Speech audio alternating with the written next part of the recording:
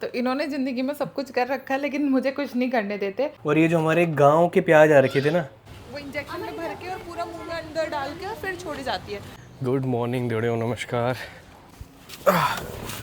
गाड़ी का भट्टा बना हुआ बिल्कुल। पहले गाड़ी ठंडी कर लेते हैं, उसके बाद बात करते हैं।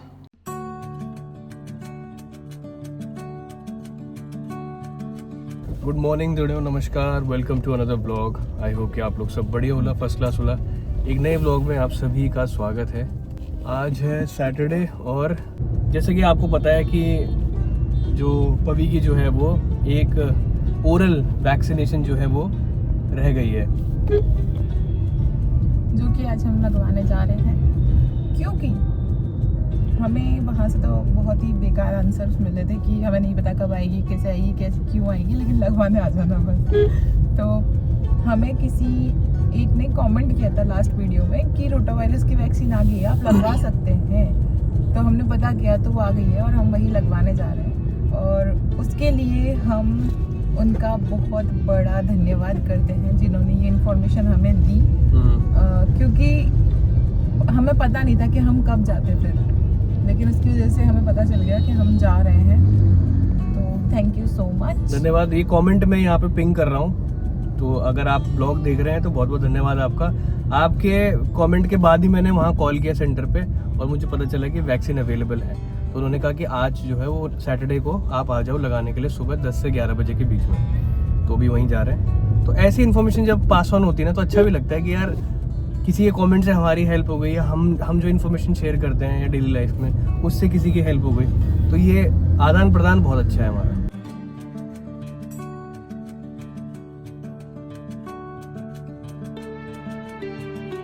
चलिए भाई, आ चुके हैं। ये है सेक्टर 16 की डिस्पेंसरी। चलते हैं, अवेलेबल है रोटा वायरस। चलते हैं।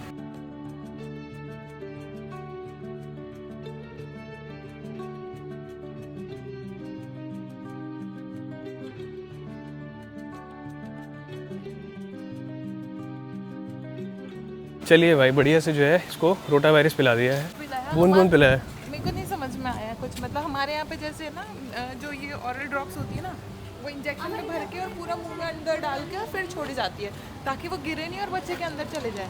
ये तो इधर इधर इधर सब जगह गिर रही और हो गई। पीली तो ठीक है, नहीं पी तो भी ठीक। हाँ, मतलब कि ड्रॉप्स होती हैं, पट पट पट पट डालते हैं। अब एक ड्रॉप जरा इधर उधर गिर भी गई तो भी काम ऐसे ही चल रहा है यार। प्राची के यहाँ पे लगाने का तरीका थोड़ा सा डिफरेंट है। मतलब वहाँ पे इंजेक्शन में भर के फिर मुंह में डाला जाता है, भर देते हैं बिना सिरिंज के। मतलब बिना सिरिंज के? हाँ, बिना सिरिंज के ऑफ कोर्स, दूसरे वाले इंजेक्शन होते हैं। पर यहाँ पे जो है वो मतलब ये भी तरीका ठीक है ड्रॉप वाला, पर इसमें जैसे इधर उधर लग जाता है, होंठ में गिर जाता है, थोड़ा सा क्वांटिटी का पता नहीं चलता ना, फिर क्वांटिटी का भी पता नहीं चलता। और जैसे गिर गया, गिरने के बाद भी इसको जब सीधा किया तो इसने मुंह से पूरा लाल के साइड से ड्रूल कर रहा है, अभी तो निकाल दिया। तो पता नहीं है ना कि कितना अंदर गया, क्या है, कुछ हिसाब ही नहीं है। 3.5 मंथ वाली सारी वैक्सीन कंप्लीट हो चुकी है। अब जो नेक्स्ट वैक्सीन लगेगी वो लगेगी आपका 6 मंथ के आसपास। और अब जो है वो सारी की सारी ऑलमोस्ट जो है प्राइवेट है, सरकारी वाली ऑलमोस्ट खत्म हो चुकी है। अब मुझे नहीं पता सरकारी कितनी है, लेकिन अब सारी प्राइवेट ही है। 9th में 2-3 जो हमें वैक्सीनेशन पता है वो एक टाइफाइड की है और एक फ्लू की है। तो ये 2 वैक्सीन है जो लगेगी अभी फिलहाल। चलो अब देखते हैं। बाकी जिन डॉक्टर से हम लोग कंसल्ट कर रहे हैं उन्हीं से हमने बात कर रखी है, तो वैक्सीन के लिए हम वहीं जा सकते हैं। ये देखो भाई, तब से भयंकर छाती पीटे जा रहा है अपनी। देखो, ये देखो, ये भाई को किसकी तैयारी कर रहा है तू यार? देखो, पीटे जा रहा है, छाती पीटे जा रहा है, धम धम धम धम। दांतों की खुजली यहाँ निकल रही है इसकी। शाम ऑलमोस्ट हो चुकी है। आज प्राची बोल रही थी कि मेरा बहुत ज़्यादा मन कर रहा है, क्या? दाल बाटी खाने का। दाल बाटी खाने का। अब मुझे दाल बाटी पसंद है, मुझे इडली विडली ये सब चीज़ें ज़्यादा पसंद होने लग गई अब। वो हर किसी का ही रहता अलग है। अलग दाल बाटी हम कितना बनाते हैं, साल में 1 या 2 बार। हाँ, ये तो है। और इडली तो हम हफ्ते में 2 बार बना ले रहे हैं, हफ्ते में 1 बार तो बन ही रही है। बाकी प्राची का मन कर गया था बनाने का, तो यहाँ पे जो है अपनी दाल जो है बिल्कुल रेडी है। और ये जो हमारे गाँव के प्याज आ रखे थे ना, अपनी कठुली गांव के, उसके सिरके वाले प्याज बना दिए प्राची ने। थोड़े बहुत बनाए, ज़्यादा नहीं बनाए क्योंकि प्याज वैसे ही कम था। ये भी बना रखा है। मिर्ची के टपोरे क्या होता है? ये जयपुर के फेमस है मिर्ची के टपोरे, ये खाने के साथ बनते हैं। तो ये रहा अपना अवन जिसमें प्राची ने बाटी बना रखी थी। इसमें दाल थी और इसमें सब्जी है। ये रही भाई बाटी, कुछ इस तरीके से दिख रही है। 4 बाटी बनाई है जिसमें से मैं तो एक ही खा पाऊंगा। और लाइफ में एक ना एक बार आप लोग सभी ऋषिकेश तो गए ही होंगे, और आप में से बहुत लोगों ने ऋषिकेश में राफ्टिंग भी करी होगी या बंजी जंपिंग भी करी होगी। और मैंने तो ऋषिकेश में काफ़ी बार जो है वो राफ्टिंग कर रखी है। सबसे बड़ी जो आई थिंक 36 किलोमीटर के आसपास होती है वो भी कर रखी है, 18 किलोमीटर वाली भी कर रखी है, और 9 किलोमीटर जो सबसे छोटी होती है वो भी मैंने कर रखी है। ऋषिकेश हम लोग काफ़ी बार साथ में जा रखे हैं ना। तो इन्होंने ज़िंदगी में सब कुछ कर रखा है, लेकिन मुझे कुछ नहीं करने देते। और कितनी बार, मतलब हम 7 से 8 बार या 9 बार ऋषिकेश हुए हैं, पहले भी और बाद में भी। और बीच में तो मैंने इतनी जिद भी करी थी राफ्टिंग के लिए। 2 बार मैं बीमार थी, मुझे पता है। उसके बाद मैंने जिद करी, फिर इन्होंने नहीं करने दी, और अब तो मेरी ऐसी हालत हो गई है कि मेरा दिल कमज़ोर हो गया है। तुम अब तो नहीं कर सकती। हाँ, मैं पता नहीं कर पाऊंगी। मैं पवी के साथ करूंगी, फिर वो हिम्मत देगा मुझे। हाँ, वो हिम्मत देगा। पर जितनी बार भी हम लोग ऋषिकेश गए ना, उतनी बार जो है वो प्राची की तबीयत सही नहीं रही है।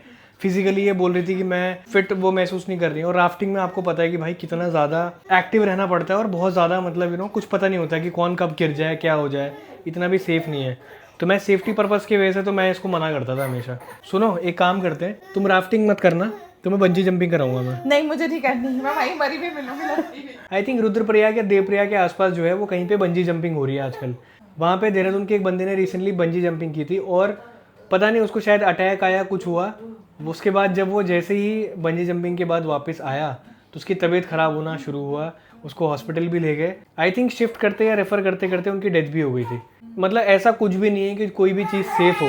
राफ्टिंग भी सेफ़ नहीं है और बंजी जंपिंग भी सेफ़ नहीं है। ऋषिकेश की बात मेरे दिमाग में इसीलिए आई क्योंकि ऋषिकेश में जो राफ्टिंग है वो 30 जून को लास्ट डे है राफ्टिंग का। अगर आपको राफ्टिंग करनी है तो उसके पहले आपको जो है वो ऋषिकेश जाके राफ्टिंग करनी पड़ेगी। उसके बाद जो है वो राफ्टिंग बंद हो जाएगी।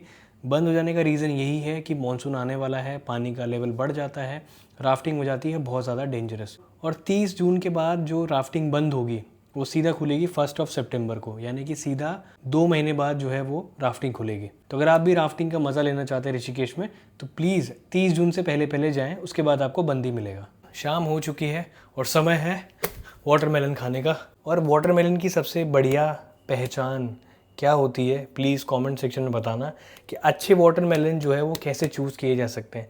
मैं तो देखो मेनली ऐसे देखता हूँ, ज़्यादा भी खाली खाली आवाज़ नहीं आनी चाहिए, लेकिन हाँ लगना चाहिए कि अंदर वाटर ही है।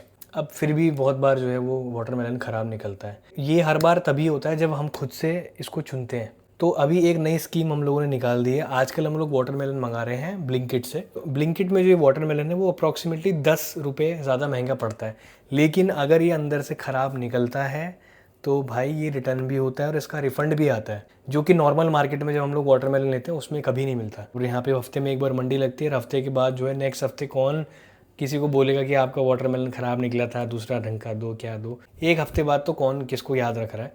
पर ब्लिंकिट में हमेशा ये हो सकता है कि हाथों हाथ आपने काटा, अगर अंदर से ख़राब निकला फ़ोटो क्लिक करके अपलोड कर दो and you will get the refund. तो इसीलिए हम 2 बार से वाटरमेलन जो है वो ब्लिंकिट से मंगा रहे हैं। तो फिलहाल इसको काट के देखते हैं कि इसके अंदर कैसा निकलता है। वाह जी वाह भाई साहब, बढ़िया निकला है, बिल्कुल मस्त।